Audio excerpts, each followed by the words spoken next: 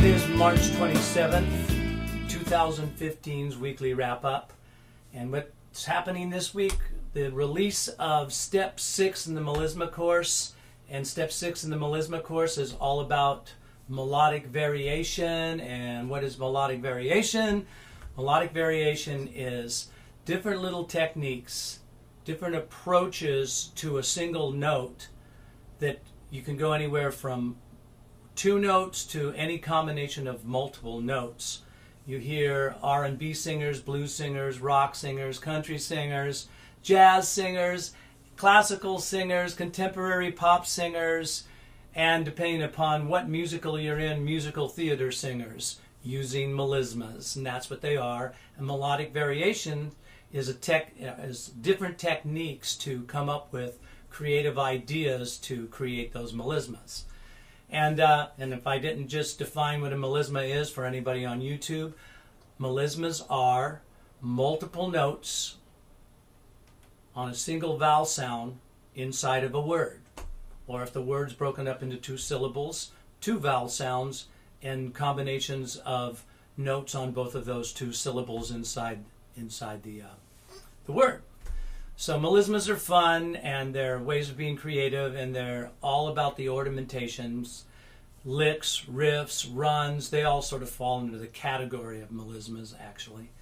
So that's what I released, Step 6 in the Melisma Course, and it's about melodic variation.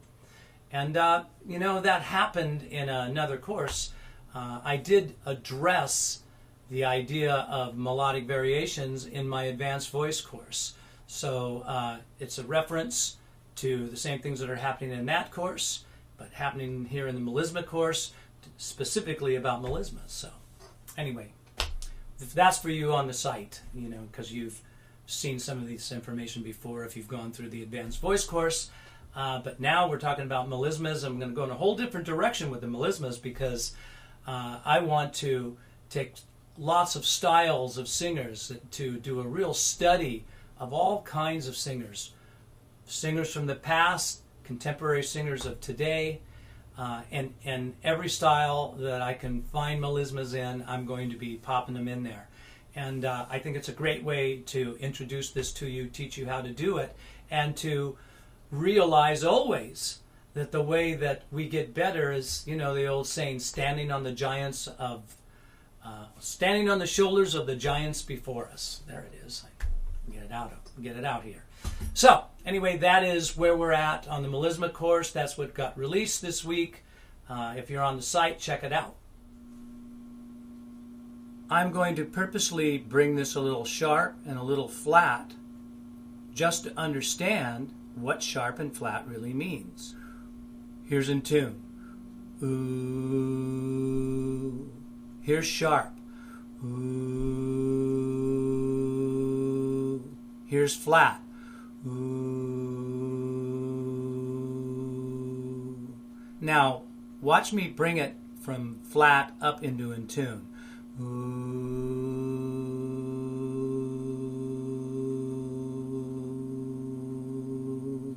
Now watch me make it sharp.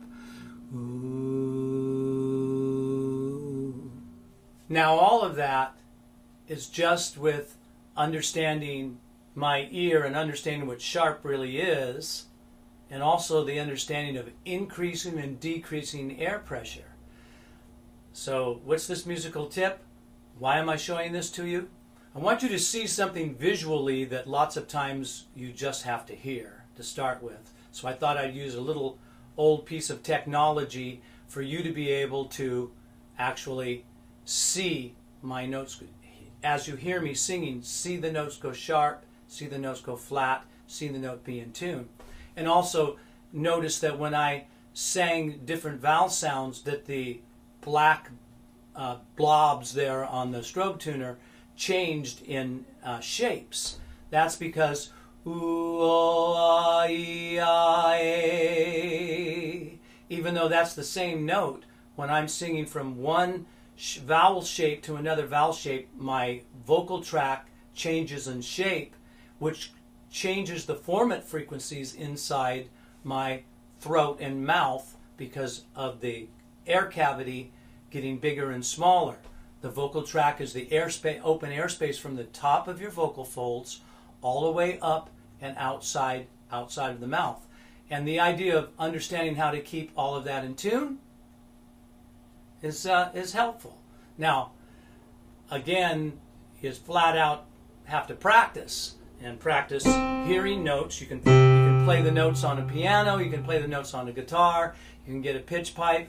These days you can get an app on your phone that gets the notes going, but you still have to get an ear for it. I work with students all the time and play the notes and hear them sing the notes out of tune, and really need to get them to support it and hear it. And the way that you start to understand how to sing in tune, one of the ways, is first to understand that you have to do more than match the pitch, but keep your air support constant.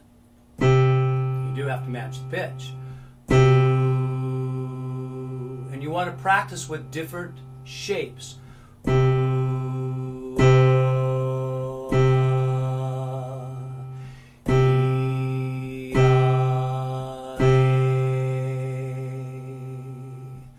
And as you're practicing with those different shapes, it's going to change how you have to use your air pressure. You have to figure that out. I think you have to understand how to sing sharp a little bit and how to sing flat a little bit, so you truly know the difference. So if I'm coming at the note, ooh, I'm sharp. Ooh, I'm flat. Do you get that? Practice that.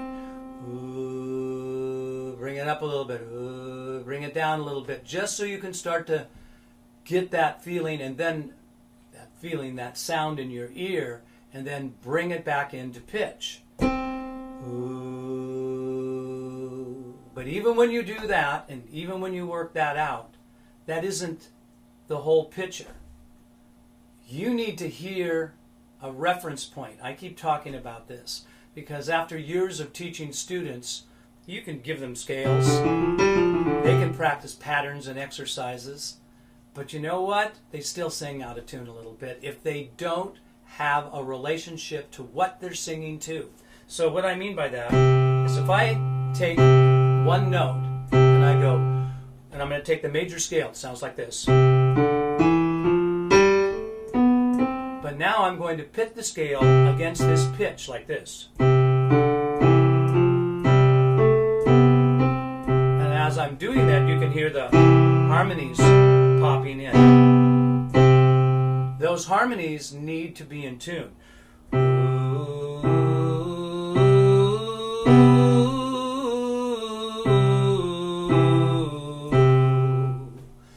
As I'm doing that, if you hear,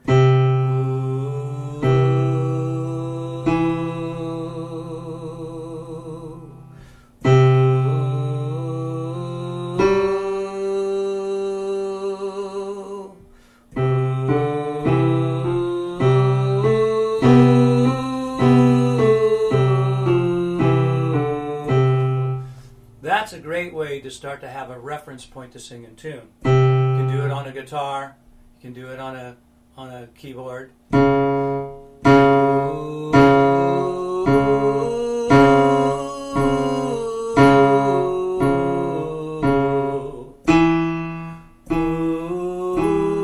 See, as I move the pitches around but still sing the major scale and hear those harmonies pop in, you're training your voice in your ear to start to relate to the tonal center.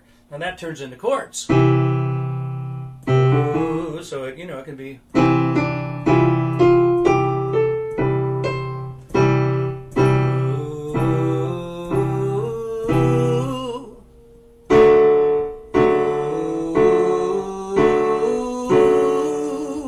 And then add the fact that you have to sing up through your bridges and make your adjustments, and as you're making those adjustments that you're still staying in tune. The musical tip of the week is get a pitch. Get an amp, get a little keyboard on your phone or any other thing that plays a note, sing against that note constantly. Take your guitar, play one note on your guitar, sing that note, and then sing the major scale against it. Play a note on your keyboard and sing against it. that will get you closer, because it's not one thing that you have to hear, it's two. And again, what I mean by that is that you have to not only hear the scale that you're singing or the notes and intervals that you're singing, but how those notes and intervals work against the tonal center of whatever it is that you're singing to. Musical tip of the week: get a note and learn how to sing in tune. Work on understanding what a little bit sharp is, work on understanding what a little bit flat is. So that's the wrap up for today.